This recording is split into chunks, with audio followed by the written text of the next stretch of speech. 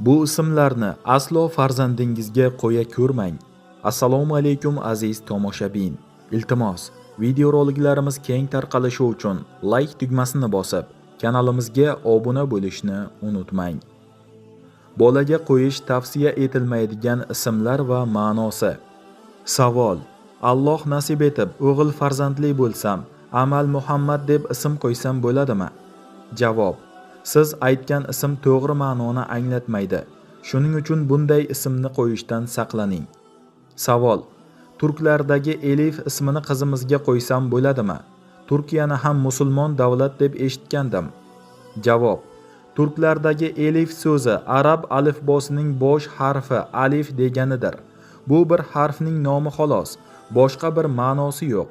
Siz qizingizga boshqa biror chiroyli ma'noga ism qo'yishingiz kerak. Vallohu alam. Savol: Yaqinda o'g'illi bo'ldik. Ismini Alazim deb qo'ymoqchimiz. Bu ism Yaratganning ismlaridan biri. Bandalariga Abdulazim deb ism qo'yiladi deyishdi. Katta o'g'limning ismi Alaziz. Uning ham ismini o'zgartirish lozim deb aytishdi. Ushbu masalada tushuntirish bersangiz.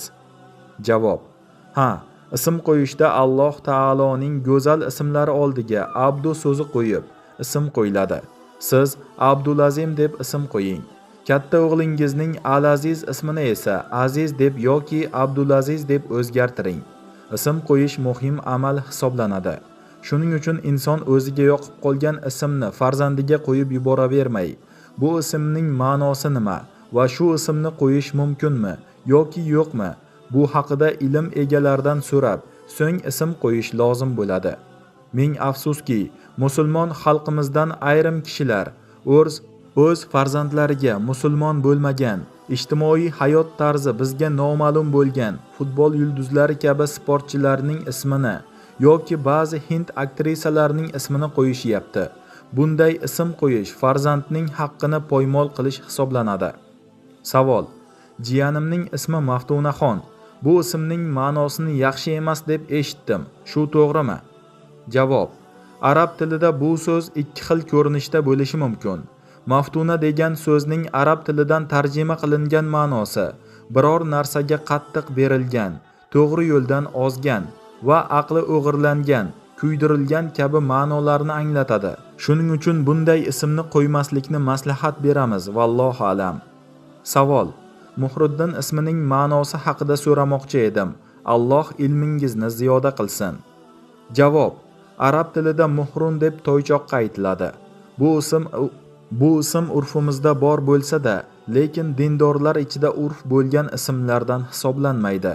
Bu ismning ma'nosini biror bir ta'vil bilan aytadigan bo'lsak, dinning yosh o'g'loni yoki yoshligidan dindor degan ma'nolarni umid qilish mumkin. Vallohu alam. Savol: Hozirda 3-farzandimga homiladorman. Tekshiruvga borganimizda qiz farzand deyishdi. Yanayam Alloh bilguvchidir. Xudo xohlasa ismini Safina deb qo'ymoqchi edik. Safina Nuh alayhissalomning kemalarining nomi ekan. Farzandimizga shu ismni qo'ysak bo'ladimi?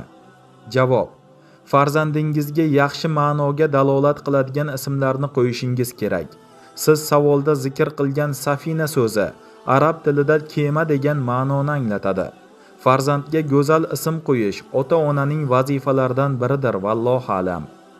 Savol: Qiz bolaga Sanam deb ism qo'yish yaxshi emas deb eshitdim. Qizimning ismi Gulsanamxon. Bu ismning ma'nosi qanday va bu ismni qiz bolaga qo'yish joizmi? Javob: Sanam degani arab tilida but degan ma'noni anglatadi. Shuning uchun bunday ismni qo'ymaslik kerak. Har bir ota-ona farzandiga ism qo'yishda o'ziga yoqib qolgan, qulog'iga chiroyli eshitilgan ismni qo'yib yuboravermay, u ismning ma'nosini ilmli insonlardan so'rab, keyin qo'yish lozim bo'ladi. Shoh Sanam yoki Gulsanam kabi ismlarni qo'yish joiz emasdir. Vallohu alam. Savol: Mening ismim Shohrux. Ko'pchilik dindor, taqvodor tanishlarim ismingni alishtir deb maslahat berishyapti. Ismim dinimizga biroz to'g'ri kelmas ekan, shundaymi? Javob: Imkoningiz bo'lsa alishtirganingiz yaxshidir. Savol: Abdurasul ismining ma'nosi nima? Javob: Abdurasul ismi payg'ambarning bandasi degan ma'noni anglatadi. Bunday ismlarni o'zgartirgan ma'qul.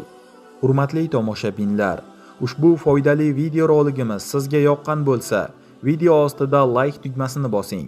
Siz bu bilan ushbu videoroligimiz boshqalarga ham yetib borishiga o'z hissangizni qo'shgan bo'lasiz. Zero yaxshilikni tarqatgan uni qilgan bilan barobardir. Barchangizdan Alloh rozi bo'lsin.